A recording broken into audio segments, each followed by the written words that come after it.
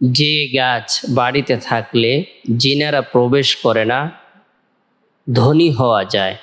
আজকে আমরা প্রত্যেকে জেনে নেওয়ার জন্য চেষ্টা করব যে গাছটি বাড়িতে থাকলে জিনেরা প্রবেশ করে না। গাছপালা, তরুলতা, বৃক্ষরাজি এগুলো আল্লাহ তাআলার পক্ষ থেকে মানুষের সেবার জন্য সৃষ্টি করা হয়েছে, মানুষের খেদমতের জন্য সৃষ্টি করেছে।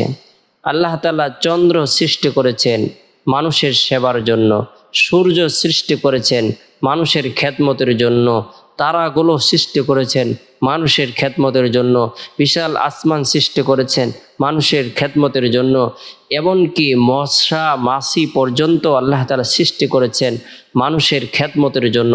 আল্লাহ পাক রব্বুল আলামিন যত প্রাণীকুল সৃষ্টি করেছেন, যত মাখলুকাত সৃষ্টি করেছেন, যত সৃষ্টি জীব এই পৃথিবীর মধ্যে রয়েছে, সকলকে আল্লাহ তাআলা সৃষ্টি করেছেন মানুষকে সেবা দেওয়ার জন্য, মানুষের খেদমতের জন্য।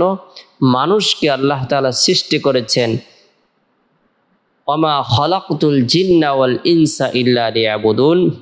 আল্লাহ তাআলা মানুষ এবং জিন এই দুই জাতিকে কেবলমাত্র আল্লাহ তাআলার ইবাদত বন্দেগী করার জন্য সৃষ্টি করেছেন।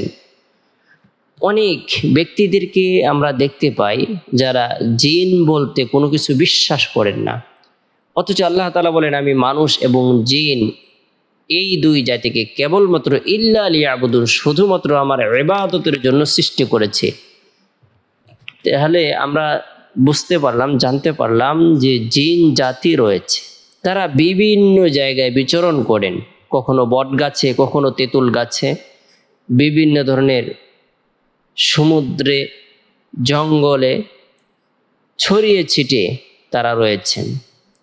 তবে বাড়ির মধ্যে বরকতপূর্ণ এমন একটি গাছ যদি আপনার আমার বাড়িতে থাকে, তাহলে জিন শয়তান সকল ধরনের চক্রান্ত থেকে আপনি নিরাপদ থাকবেন, জিন শয়তানের অনিষ্ট থেকে নিরাপত্তা থাকবেন।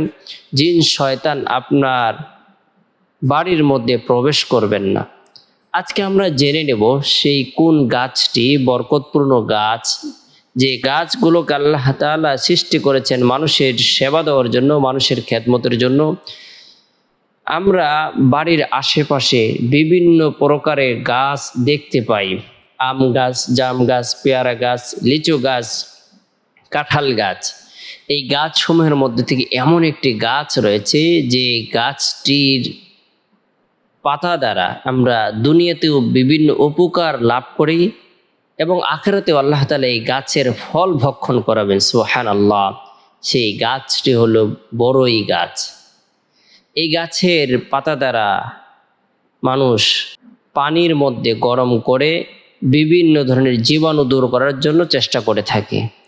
মানুষ যখন মারা যায়, ইন্তিকাল করে, এই গাছের পাতা দ্বারা পানি গরম করে তাকে গোসল করানো হয়। এই গাছটি বরকতময় গাছ। এই গাছটি আমাদের বাড়ির আশেপাশে আমরা অবশ্যই রোপণ করব। এই গাছের ফল আল্লাহ তাআলা জান্নাতের মধ্যে খাওয়াবেন। তাই আমরা এই গাছ রোপণ করব আর আল্লাহ তাআলার হুকুম, রসুলের সুন্নাহকে আঁকড়ে ধরব। আল্লাহ তাআলার হুকুম যে বেশি আনুগত্য করবে, রসুলের সুন্নাহকে আনুগত্য করবে, আল্লাহ তাআলার হুকুমগুলো যথাযথ পালন করবে, আদায় করবে, আল্লাহ পাক রব্বুল আলামিন ক্ষণস্থায়ী জীবনের মধ্যেই তাকে পবিত্র জীবন দান করবেন, সুখময় জীবন দান করবেন, সফলতার জীবন দান করবেন। তার কাছ থেকে অভাব, অনটন, দুঃখ, কষ্ট, পেরেশানি, হতাশা, দুর্দশা সব কিছু দূর করে দেবেন।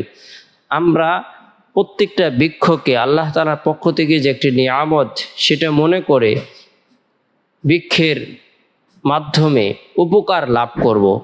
আল্লাহ তাআলা আমাদের সকলকে বড়ই গাছ রোপণ করার তৌফিক দান করুক এবং শয়তানের অনিষ্ট থেকে নিরাপত্তা দান করুক।